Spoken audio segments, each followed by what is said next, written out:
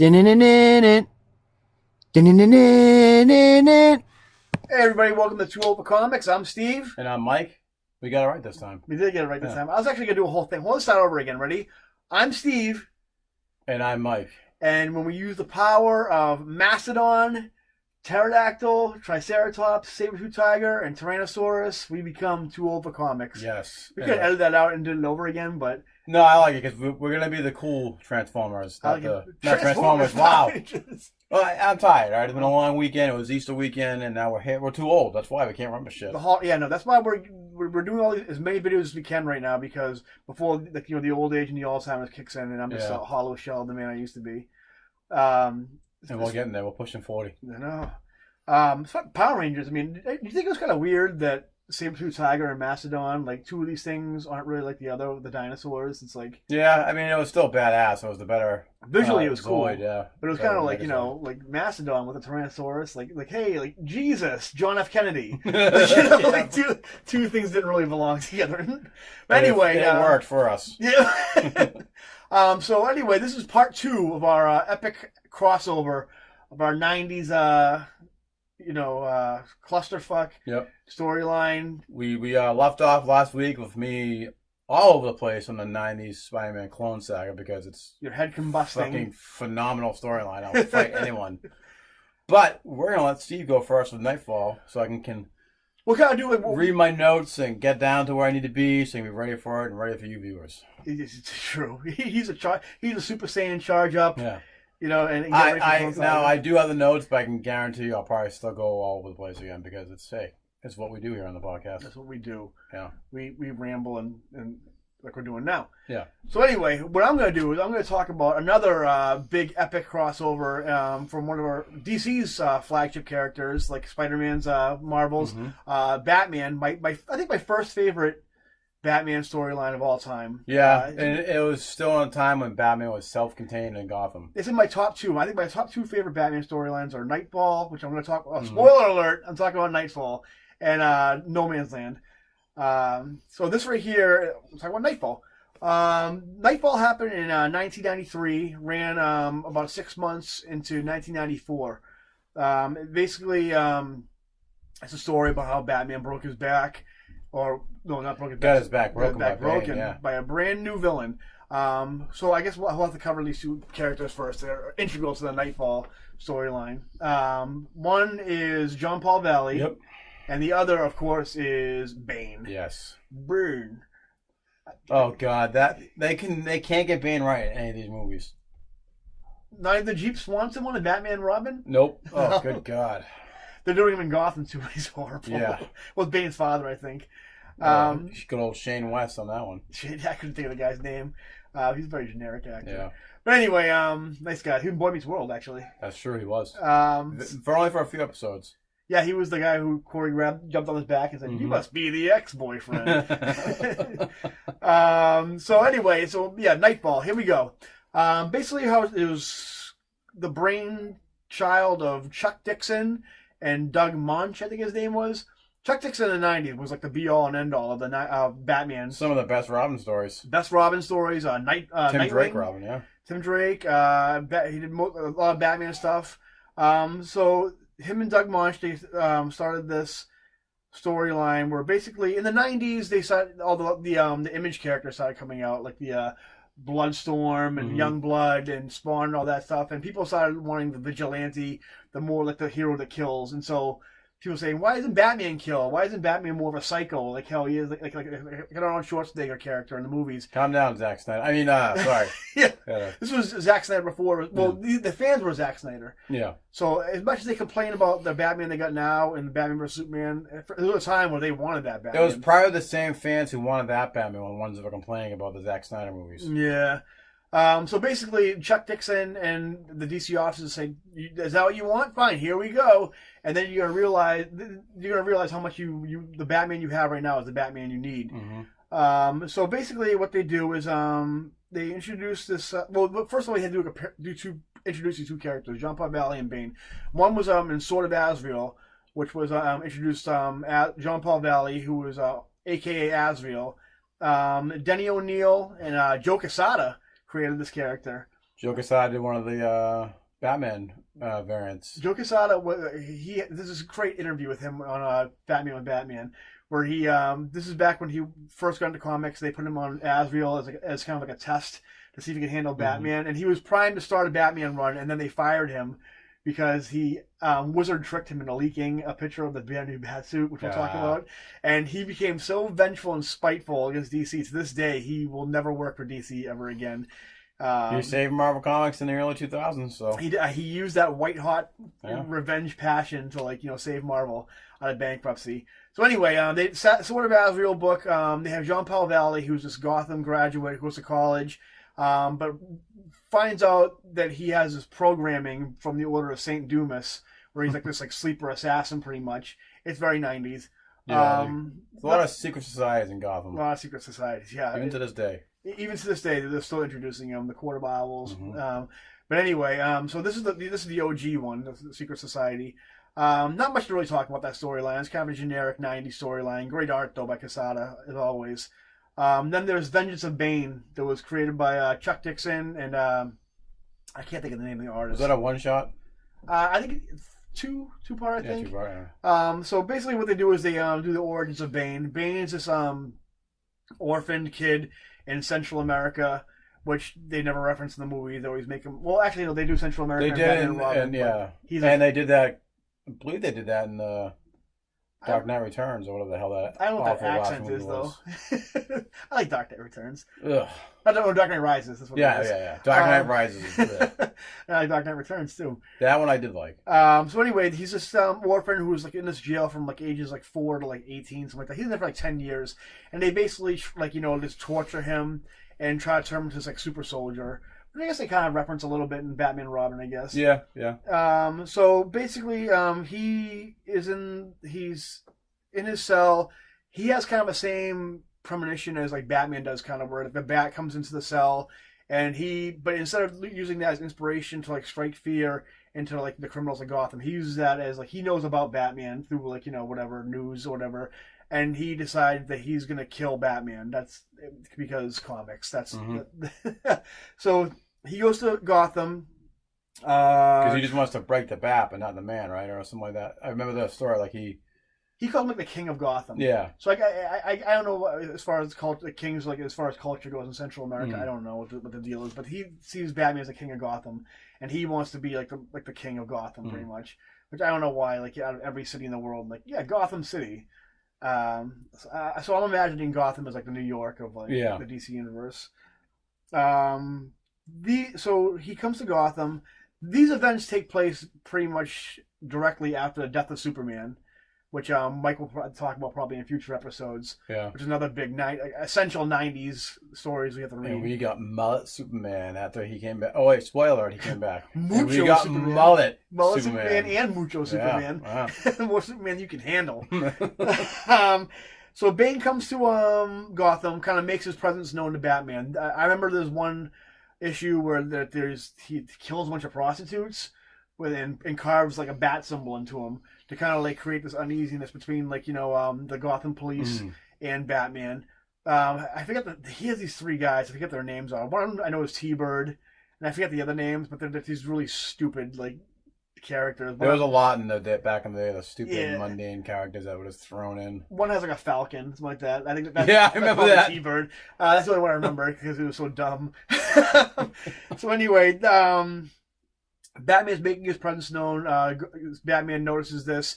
There's another issue that comes up where he kind of realizes who this guy is a little bit when Killer Croc's on the loose, and Bane just beats the shit out of Killer Croc. Something Batman's, I don't think... Didn't he break his wrist or his arm or something like that? Yeah, I remember him being cast. Yeah. So he kind of beats the crap out of Killer Croc, which they did in the animated series also when they introduced Bane. So Batman's, I don't think Batman's ever really physically bested Killer Croc. He's kind of tricked him into beating him. And so Batman and Robin are holy crap. They see this. At this point, I think Bane actually takes Robin for... Robin, who's Tim Drake at this point, by the way. The best Robin. Yeah, because of the 90s.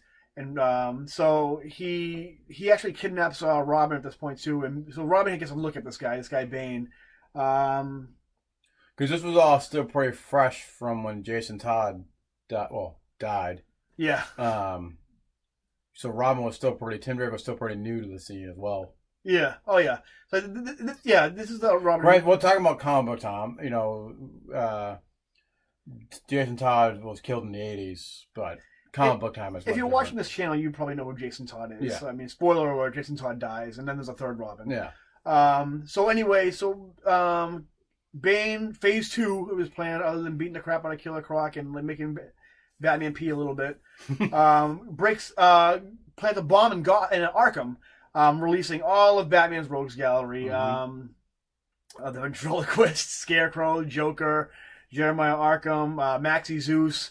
You name them, they're out there. And there's a bunch of great stories. That was my favorite part of that. Yeah. We get to Batman just nonstop, 24 hours. And that was Bane's plan. Yeah. Bane's plan was basically to wear Batman down in order to, to cheat, I guess. But that's something Batman would do too. So, I mean, a lot of people say, like, oh, Bane cheated. Like, you think Batman wouldn't have done the same thing? Yeah, because we both know Bane probably wouldn't be able to take Batman. No, he's a newbie. But there's been all the stories where Batman takes Bane out. So, I mean... Other than the upcoming storyline right now that's going on Batman, we haven't seen Bane really make a dent in Batman since. So Bane, he wears Batman down. At some point during this, I think before he even came to Gotham, Bane deduces that Bruce Wayne is Batman by the fact that Batman would need a certain amount of money to fund like his Batmanisms, and figures Bruce Wayne's the only person who could afford this kind of thing. So there's finally a confrontation where Bane, after all these cool storylines, there's one with the Scarecrow and the Joker where he gets exposed to the fear toxin, and Batman has to relive Jason Todd getting killed again. Yeah. And so at this point, Batman is just like, he's tired. He wants nothing more than take a nap. And he comes back, and Bane's in his in the Batcave. This is probably one of my favorite Batman parts of this story. So and they actually do that in Dark Knight Rises too, where he's like, "Why stand on ceremonies, Mr. Wayne?" And so Batman puts his mask back on, and he's like, "Why are you hiding behind a mask?" And he's like, "I'm not hiding, I'm becoming." And which is kind of dumb when I say it out loud now, but. So Bane just completely beats the crap out of Batman. Batman tries the best, but he's, like I said, he's dog tired. And then Bane brings Batman out to like the Gotham Times Square and shows everybody, like the police come and they're like, "Is that Batman?" And they're like, "Yeah." And so he takes Batman. Oh, he breaks Batman in the cave. He breaks his back in the cave, and then he brings him up to the Times Square of Gotham. After he breaks his back, throws him down. Yep. And he bounces off the roof, and then bounces on the ground. Somehow survives. Yeah. So Batman's broken, and Commissioner Gordon's like, "Holy shit!" Everybody's like, Batman's dead. So they're looking for him, can't find him. Tim Drake and John Paul Valley, who at this point Robin's been training John Paul Valley because Batman discovered during the Sword of Azrael storyline, Batman meets up with John Paul Valley, decides to break him of his brainwashing and train him to be like one of his part of the Bat family. They do that in the recent Batman video game as well. Yeah. So Tim Drake's training him. So him and Tim Drake go and get Batman. They bring him back to the cave. Wasn't it? They both go get him, and it's. Tim Drake actually has to drive because John Paul Valley doesn't have a license. I thought it was Alfred that drove. Maybe it was just back at the cave. It's been so long since I played it. Anyway, they all meet at the cave, and Alfred's like, his back's broken. He's not going to recover from this. So it's the first time that Gotham truly saw Batman completely defeated. Yeah. This is Batman's lost battles in the past, but never on this scale, though. Yeah. So it's good to make sure we know our history. We do know our history. For those of you who think we don't. Yeah. So anyway, Batman, they go back to the cave. They're like, okay, this guy Bane is on the loose. He's taking over Gotham. We need a Batman. So while Batman's getting rushed away to get to whatever Alfred's doing with him, he's like, Jean Paul Valley has to become Batman.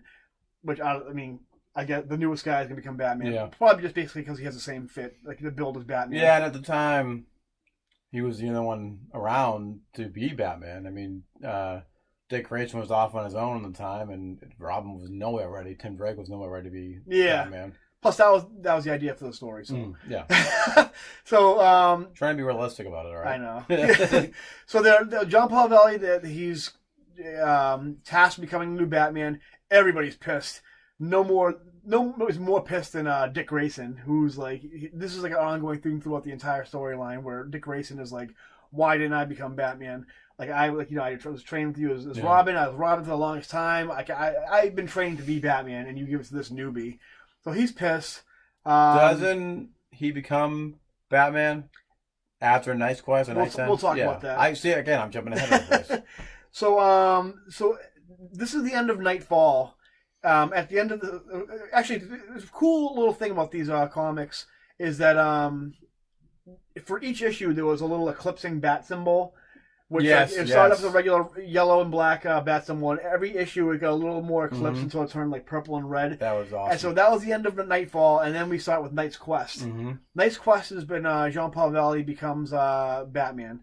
And so he meets up with the Commissioner Gordon to kind of like, hey, there's a Batman here. I'm still here. I know you thought I got killed, but I didn't get killed. Commissioner Gordon immediately knows it's not him. Yeah.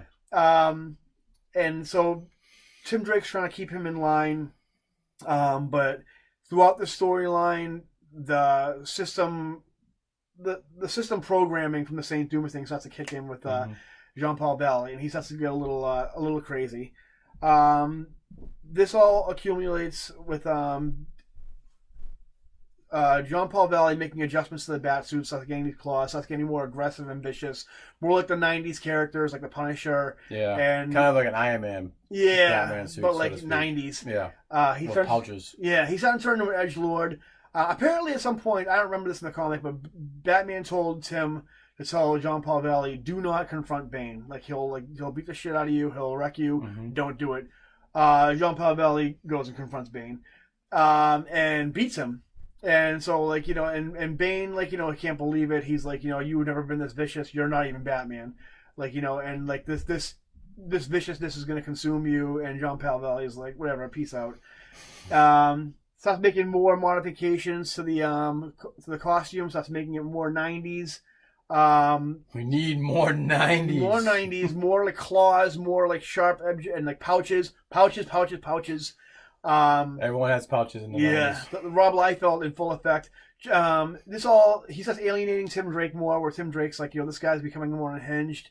And this all kind of peaks around Batman 500, where we debut the new Batsuit, which Joe Quesada. This is the reason why Joe Quesada got fired. Because he revealed it before it was DC wanted to, and Joe Quesada said when he designed this costume, he was like, I just wanted to make it the most ridiculous costume I could. He said he went through like 3 or 4 different kinds of versions of it, where it's like not stupid enough.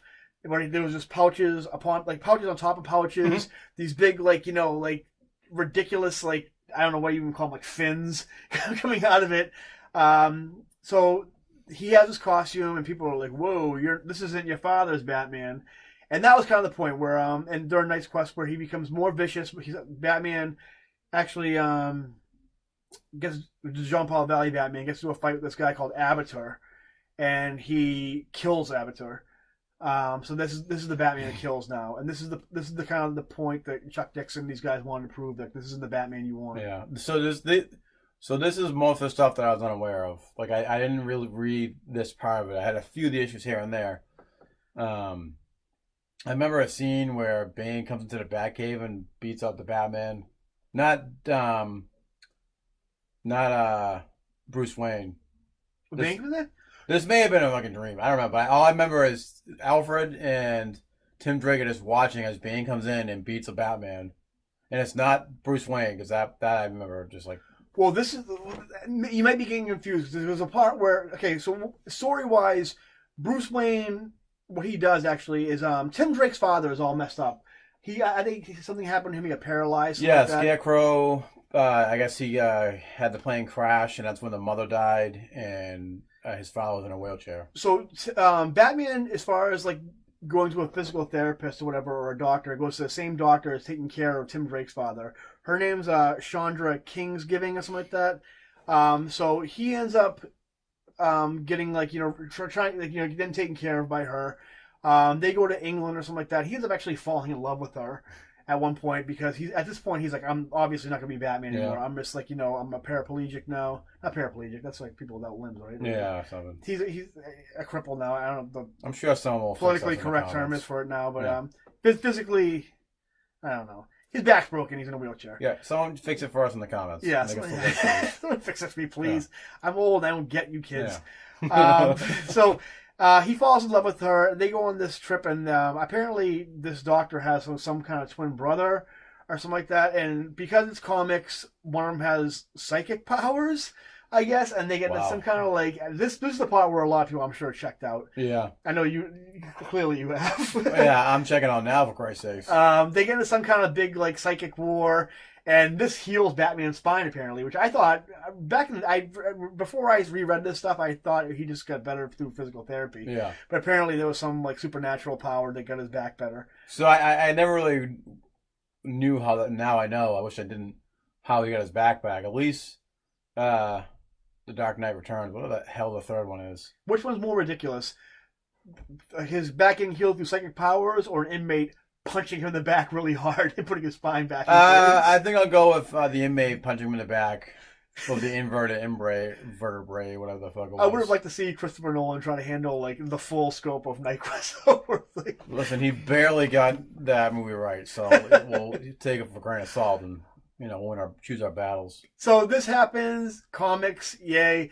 And then, so Batman comes back to Gotham, and he's like, hey, like, what's going on? How's my cave doing? And John Paul Valley and Tim Drake's like, listen, this guy is going complete apeshit, going batshit. He's killed this guy. He's like becoming more and more alienated. He won't come out of the cave. He's making all these adjustments to the Bat costume. So Bruce Wayne's like, hey, what's going on? To John Paul Valley in the cave, and John Paul Valley's like, hey, you're not Batman anymore. Get out of here. I remember that. I do remember that. And he's like, what are you talking about? I paid for all this stuff. I built this stuff. You're Batman right now, but like I'm the one who created all this stuff. And John Paul Valley's like, get out of here. Don't ever come back. And locks him out of the cave. So Batman's like, okay, I guess obviously I need to train to become Batman again. This guy's losing it. So he goes and meets up with Lady Shiva. Those guys who know who Lady Shiva is, she's the master, ninja master, that they basically they substituted Liam Neeson's character in the Dark Knight movies. She's the one who trained Batman, not Ra's al Ghul. And now everybody thinks Ra's al Ghul trained Batman, which is completely false. So anyway, she trains him to become Batman again. He wears a mask the entire time because he doesn't want her to know who he really is. She basically tries to get him to start killing, where she makes all these like ninjas who aren't going to stop fighting him until he's dead, and the only way they're going to stop is if he kills somebody, kills one of the ninjas. And what he does basically is use this I forget what it's called. It's called we're not looking at notes right now. I'm not looking. I wrote a couple of notes because there's some names of things I couldn't think of. We're gonna get called out on this, so we don't know our history. I know my history. How am I gonna remember the leopard blow? Okay, the leopard blow. Only a fucking lunatic would remember that. I know. He did from one issue, back in 1993. So he does the leopard blow, which is a move that Lady Shiva taught him years and years ago, which is to make it you hit a nerve cluster, which makes the opponent seem like they're dead, but they're really not dead. And so that kind of like convinces her, okay, Batman's never gonna kill. You can become Batman again. Yeah. Long story short, so he goes back to Gotham. He's the new improved Batman. He's not wearing blue and gray anymore. Now he's wearing black and gray. That's important to remember. So he comes back, goes to Jean Paul Valley, and goes, "Hey, I'm taking this stuff back." And he's like, "No, you're not. Get out of here. You're not Batman." And he's like, "No, I am." Blah blah blah. Like, I know you are, but what am I?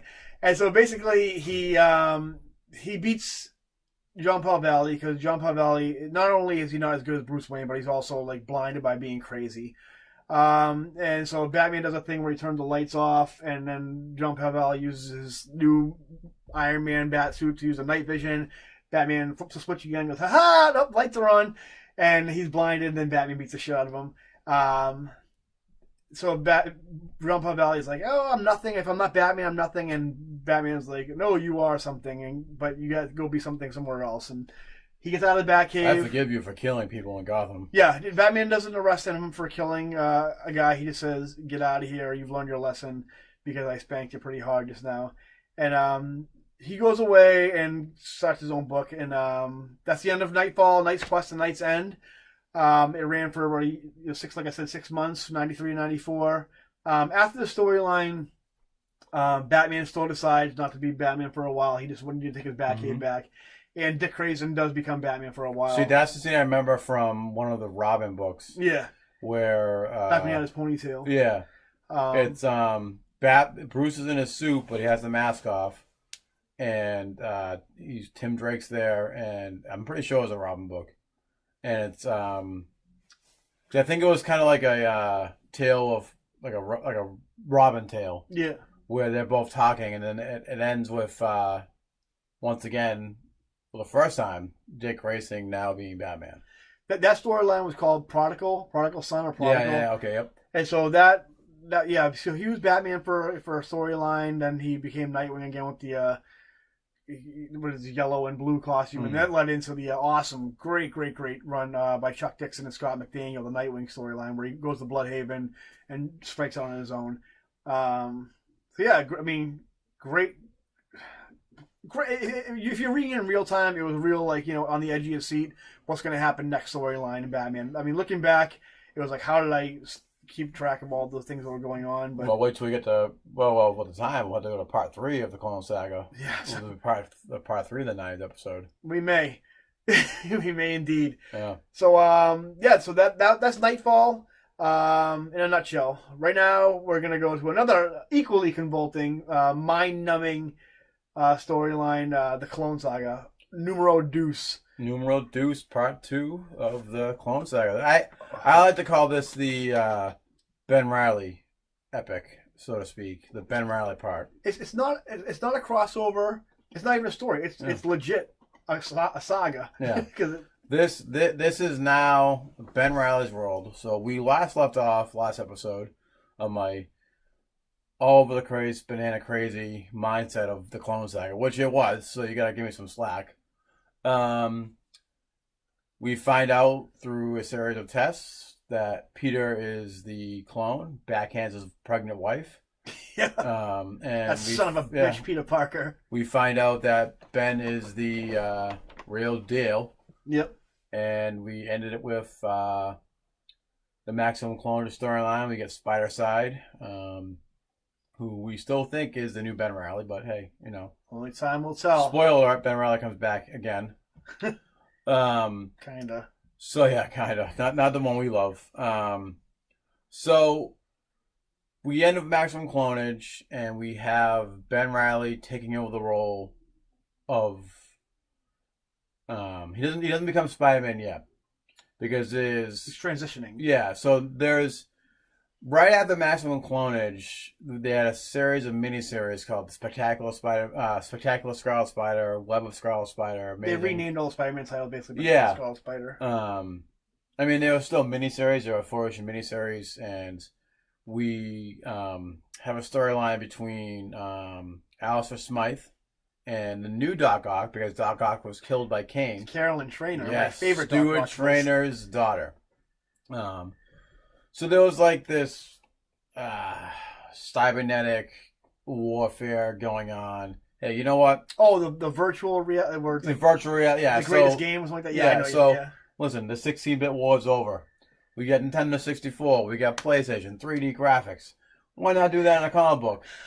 It wasn't a 3D comic book, but they tried to make it be like that. I remember that storyline reading, like, if you read it now, it's like the people who wrote comics in the 90s clearly did not understand how the internet worked. No. It was a Tron? Kind of like Tron. Living in a Tron. Well, the world didn't turn those. They were fighting a war on the internet, cybernetics, like hackers. Jazz. Really hackers. Basically, it was a really bad version of hackers. And Scarlet Spider, Ben Reilly was caught in the middle. Secret agent, who the hell if I fucking remember his name, was caught in the middle of this because he was investigating it, and he gets turned into a cybernetic. I'm looking at my notes, so I said I wasn't going to. Because if I put it over there, I'm not going to read my old man eyes. You won't like this. Yeah.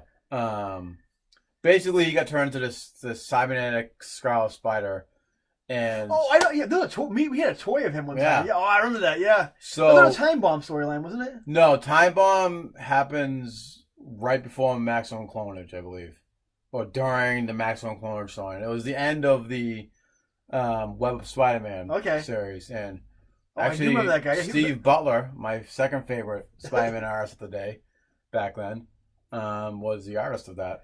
Now, if I'm not mistaken, he was that guy, the character you're talking about. He was the reason why Ben Reilly stopped calling himself the Scarlet Yeah, Spider, because he was going around town, murdering people, ruining his image. So that's what got Ben Reilly to stop being a Scarlet Spider, which was a mistake because it's the greatest costume ever. At this point, he had to become Spider-Man. At this Yeah. point. I mean, So that was the reason for him to become Spider-Man. Because he goes to Peter. He's like, "I'm not Spider-Man. You are." This was in the end of Maximum Clonage. Like, "I'm not Spider-Man. You are." I haven't earned that yet. And Maximum Clonage is some of the crappiest art I've ever seen in my life. Yep, except for Steve Butler and Mark Bagley. Well, the actual Alpha and Omega. Oh yeah. Ron Lim did some of the Unlimited, and Ron Lim's a great artist, but I just didn't like him as a Spider-Man artist back in the day. Kind of like Chris Bachalo is now. Yeah. He's a great artist, but not a good Spider-Man artist.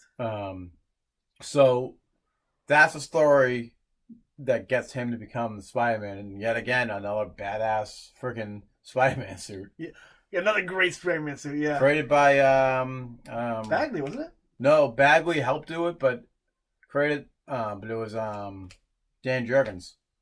Was it really? Because I could be wrong, but I do know that the first Sensational Spider-Man was created just for Ben Reilly. Somebody correct us. If we were, I think it's Bagley. It might have been Jurgens. So I know Bagley did help create Scarlet Spider. No, yeah, maybe that's what I'm thinking of. I could be wrong, but I do know that Dan Jurgens had a big role in the Ben Reilly Sensational book, because that book was mainly just created just for him. Yeah. So the other titles made, like Peter was in. So Peter moves to Portland. Mm-hmm. Here I am all over the place again. So he moves to Portland, Oregon, to live his life with Mary Jane as a clone with a baby. Tell his life story to Brian Michael Bendis, Yeah. so he can write Ultimate Spider-Man. And then basically all the other books were supposed to involve mainly Ben Reilly, but they would still have maybe the Daily Bugle there, or Aunt May. Well, Aunt May was dead. Well, dead. Her and Tupac were hanging out. Yeah, together. they were hanging out, and they're both alive. So, so those books kind of still had involved, were meant to involve still Peter. Yeah. Even though he wasn't in it that much. Sensational was just for Ben Reilly and his new life. Yeah. So now Ben Reilly Spider-Man with his badass costume, minus the sweatshirt and the pouches. He has his own life, his own villains. He finds a new love interest.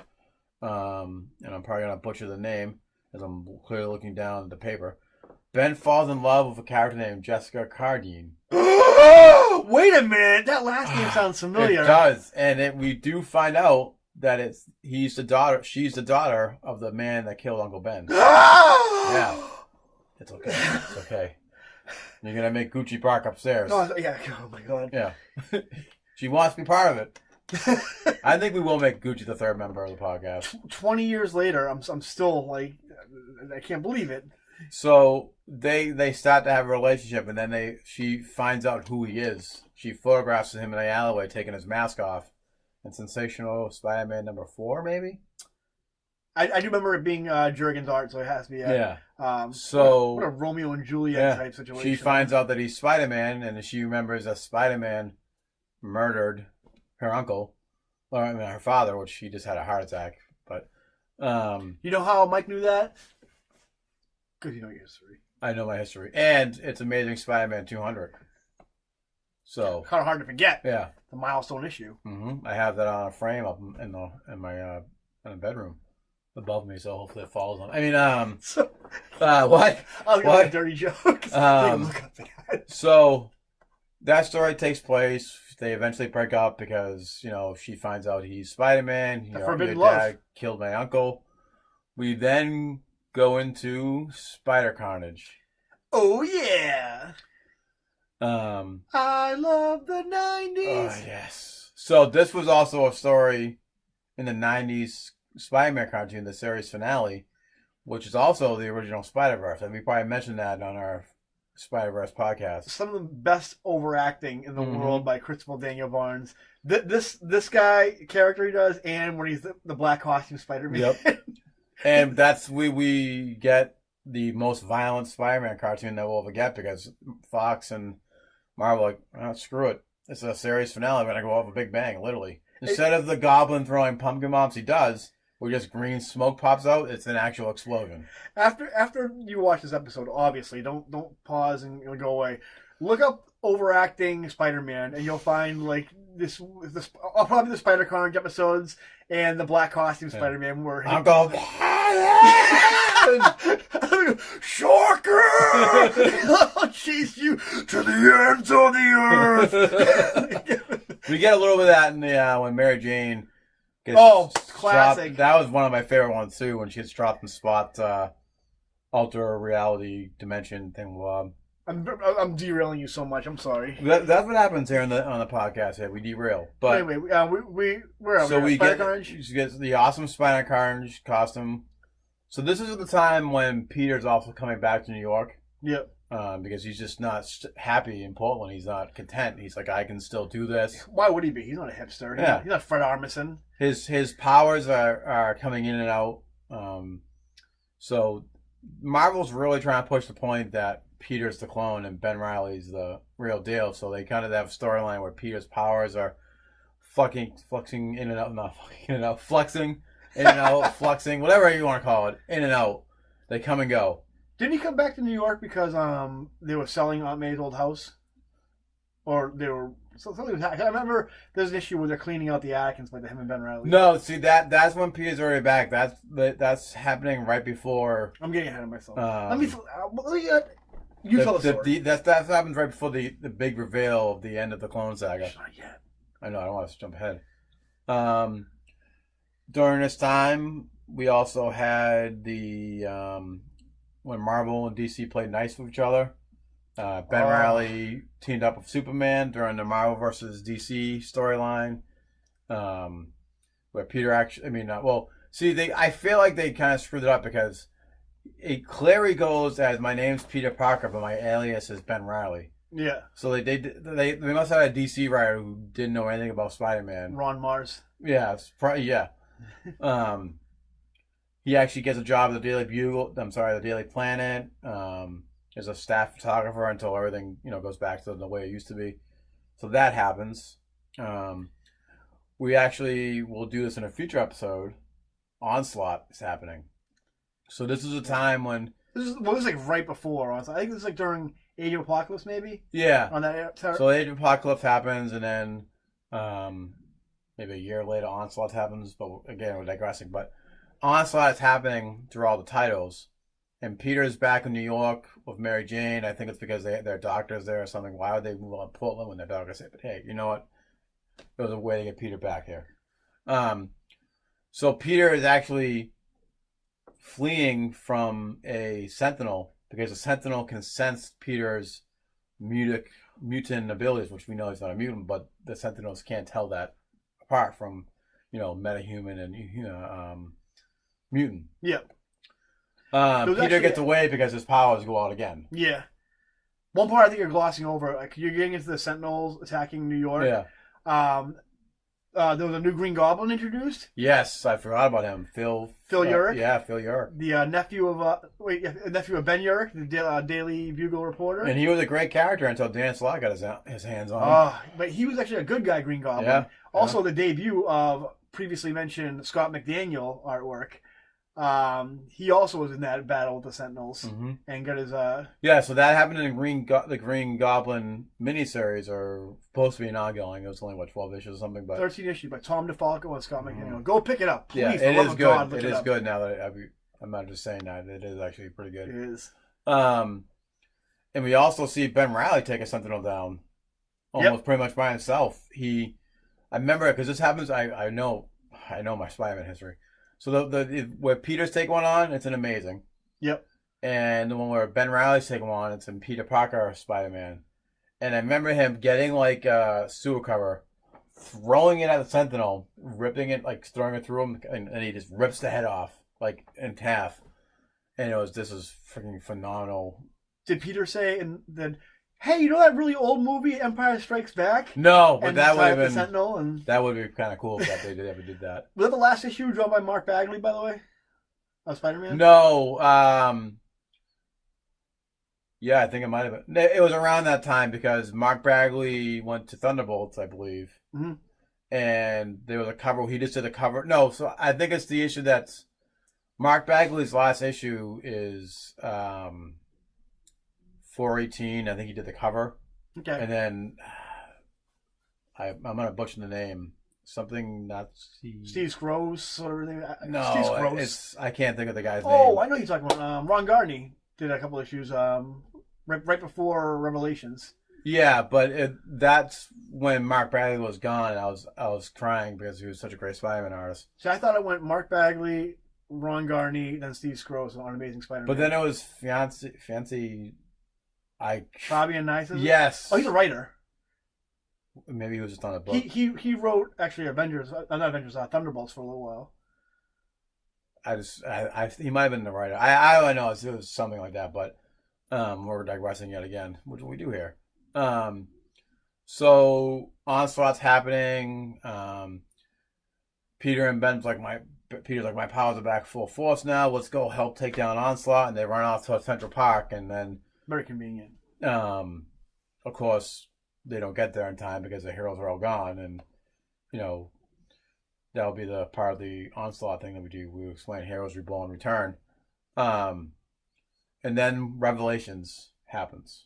Revelations is the end of the Clone Saga, and this is where we find out where Norman Osborn has been behind the scenes the whole time, orchestrating it, messing with the results to find out that I don't want to say secret, but Peter Parker is actually Peter, the real Peter, and Ben is the clone the whole time. We find this out by Norman Osborn's back. He kidnaps all of Peter's friends at the Daily Bugle.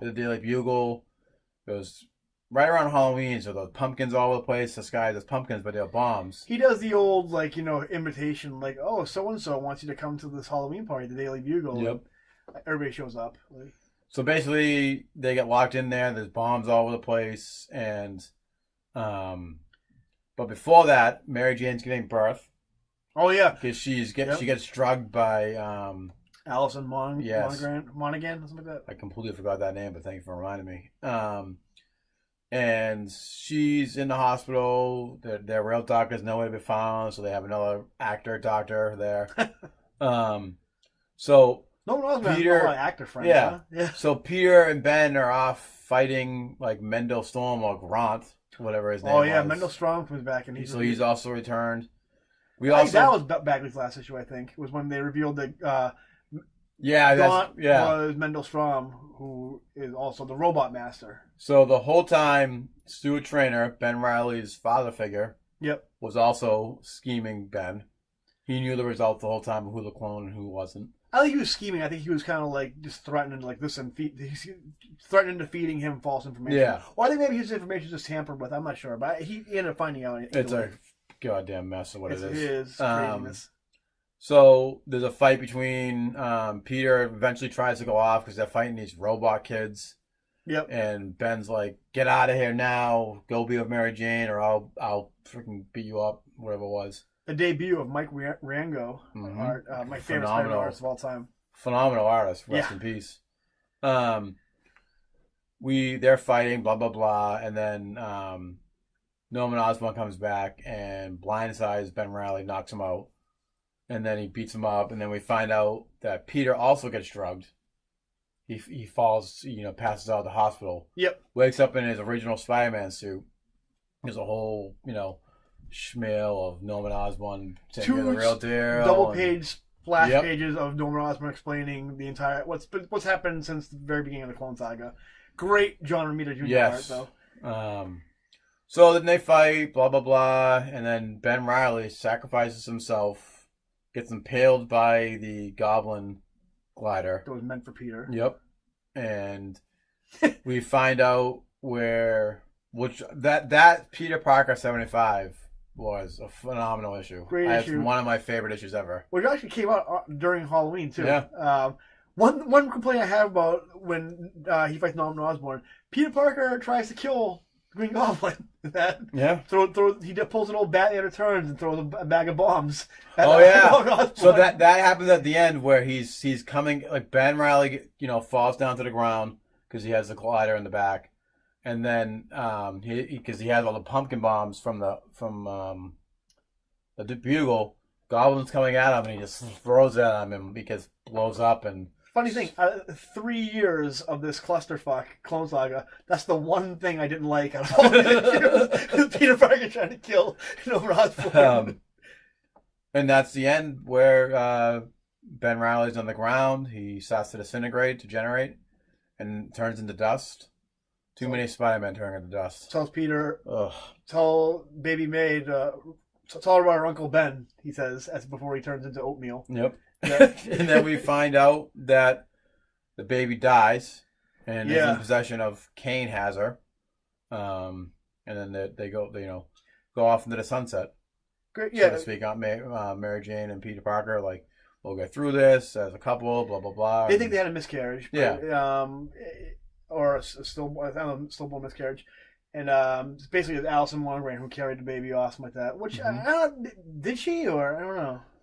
Well, so we also, at the end of this, we got a spin-off where in the Marvel 616 universe, the baby was dead, which to this day, I don't think she is. Definitive answer, like, really, what happened. Like. But then the spin-off, alternate universe, from that timeline, kind of like an alternate 1985 Back to the Future type thing, we have the MC2 universe where May Parker is alive. Not Aunt May. Well, she's still alive. Yeah. But Mayday Parker. Mayday Parker. This takes place in the future. Peter and Mary Jane are married. Peter has lost he's lost his leg in a fight with the Goblin during the which is also another spin-off from it. So actually the spin-off starts from the Clone Saga, but it starts from the Gathering of the Five. This is like basically an alternate timeline where what if the Clone Saga, what if One More Day never happened and the baby never got killed? I don't know. Anyway, so it's basically what if the baby came back and they raised him. It's basically, so in a future podcast we'll do the post-Clone Saga. Spider-Girl series. Yeah, we should. Too, yeah. So basically, at the end of the post-Clone Saga, which is also another great Spider-Man time frame or storylines, we had the Gathering of the Five, and in the alternate universe, MC2 universe, Peter Parker loses his leg or half his leg to the Goblin, stops being Spider-Man because he can't do it anymore. Reed tries to give him a cybernetic leg. Yeah. And it just doesn't work. And then years later, when she's old enough, she takes over the mantle of Spider-Man as Spider-Girl. And she has Ben Reilly's suit. But again, that'll be for a future storyline. Great series. Yeah, great. These are the movies Sony should be doing. I mean, you can do Miles too, but I would if I were Sony, I'd be doing a MC2 Spider-Girl. Yeah, let Marvel have Peter Parker Spider-Man. Sony, you do Miles Morales. You MC2 Spider-Girl. Well, you can still keep the rights and still make money. No, I may be wrong. Now, One More Day happened. It erased the marriage. But basically, all the events basically happened. They just weren't married. That's the only thing that changed. So did the pregnancy and the birth and all that stuff, that still happen in continuity? I believe it still happened in continuity. Okay, cool. So I think the baby is still out there somewhere. Well, it's weird because when One More Day happened, there was this... I think the baby was alive because when they made the deal with Mephisto, it showed a little girl who... Yes. If we're going by Marvel time, would have been that old at that point. So I think, the baby did get kidnapped and it was. Yeah, she was saying, "Oh, if you guys do this, I'll never be born," or something like that. So that was the Clone Saga, which was very dear to our hearts. To this day, I'll still defend it. The thing. Did you enjoy it when you were reading it, or? I still do to this day. Or were there points where you were like, "All right, okay, enough"? Now I can see the thing with comic book fandom nowadays. It's popular to hate the Clone Saga. I'm on all these sites that are on there. Comic Pop. What? Fucking asshole. They're all on there. They love to hate it. It's just not that side. Everyone just loves to hate it. Yeah. And for us that were there for it, I thought it was a great storyline. Way too long. Yeah. I will admit to that. Because Marvel just had cold feet what they wanted to do with this. The Clone Saga is actually what got me back into Spider-Man comics. I was checked out for a while. I feel like that if Ben Reilly was still here today, they just would have eventually made him become Peter Parker again. I love Peter Parker. I think Ben Reilly should still be Spider-Man. That's an unpopular opinion, but I don't know. I mean, yeah, maybe they would have made him just come back to the name Peter Parker. They would have eventually just would have retconned it. A mini retcon where he becomes Peter again, and then if anything, he should have had like a Kyle Rayner type run where like Kyle Rayner had a good like almost 10 years as Green Lantern. And see, DC does it right.